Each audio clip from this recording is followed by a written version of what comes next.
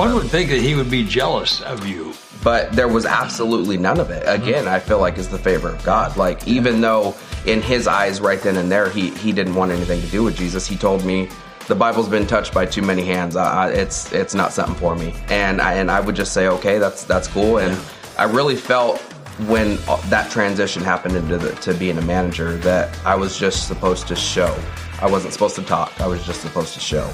Welcome to the Ignite with Barry McGuire podcast, where Barry's book and passion for spreading God's love are guaranteed to ignite your life. Now listen in and prepare to have your life ignited. Well, Nick, great to have these few moments with you. I love your heart for talking to you before we turn the camera on. Yeah. You have this great story. I particularly want to have you on to talk about this story because it so explains all the way through the whole story. Is such an amazing story. So just share that with us. Yeah. So when I turned 18, my dad at the time, my dad had gotten me a job at U-Haul, and I started out washing trucks at the bottom of the barrel. Okay. Didn't really enjoy it, but it paid, what little bills I had then. And so about 2 years into that, I really made my mind up that I really wanted to do my best there. I only worked in detail for about 4 weeks and got moved into the parts department. And through about 10 years, I made my way through the entire shop, became a mechanic. Wow. Didn't do any schooling. And our manager at the time retired, and the foreman that was there, it was funny. He almost became like a stepdad to me.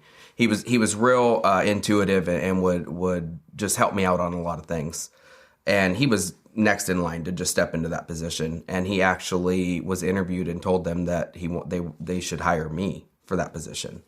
And so just blown away. A kid that came from no schooling, no background in any of this, and 10 years later, now I'm running two shops. Favor of God. Right, 100%. So, I talked to him a lot, through this. I would try to pull stuff out of him, and just share the love of Christ with him. One would think that he would be jealous of you. Right, but there was absolutely none of it, and which again I feel like is the favor of God. Even though in his eyes right then and there he didn't want anything to do with Jesus, he told me, the Bible's been touched by too many hands. It's not something for me, and I would just say, okay, that's cool. And I really felt when that transition happened to being a manager that I was just supposed to show. I wasn't supposed to talk. I was just supposed to show. And about 3 years into being the manager there, I had some stuff happen. Somebody saying I was stealing money and some crazy stuff, but I was wrongfully terminated. And in that, I told them that they were in the process of firing me, and I started to get angry. And then I just felt like God kind of pulled me back in the seat and said, I was able to honestly say with a heart of, it's okay. You guys don't have the last say in this, and this is happening because God's allowing it. And my foreman actually ended up taking me home to drop me off and bring the company truck back and everything. And this man that you've been sharing with. So and he was just telling me, like, this just isn't right. This isn't right. And I said, it's going to be all right, because God's got it all in control, so it doesn't matter. Powerful. About 6 months later, after I got let go, my mom was a receptionist there. And she called me and said, you'll never guess what happened today. And I said, what? And she told me that he came in and told her that he gave his life and heart to God. Wow. And it was so cool to be able to look back. And I actually didn't even get this revelation till about 2 months ago, that 13 years was for that moment.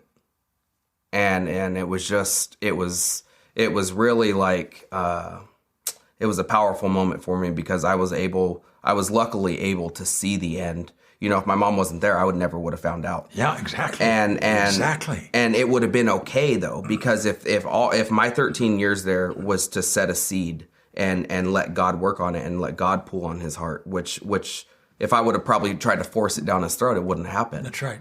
You can't force feed Christianity. No. You cannot do it. So I've come to the realization that my 13 years there was for that moment, and that it's totally good.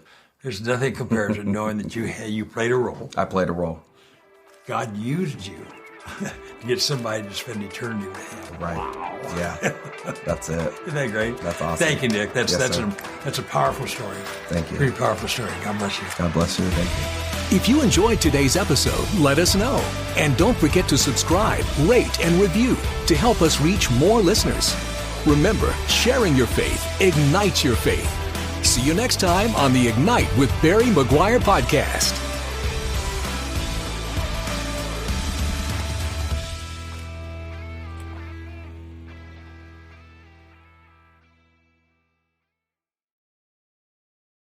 This episode is brought to you by Progressive Insurance. Do you ever think about switching insurance companies to see if you could save some cash? Progressive makes it easy. Just drop in some details about yourself and see if you're eligible to save money when you bundle your home and auto policies. The process only takes minutes, and it could mean hundreds more in your pocket.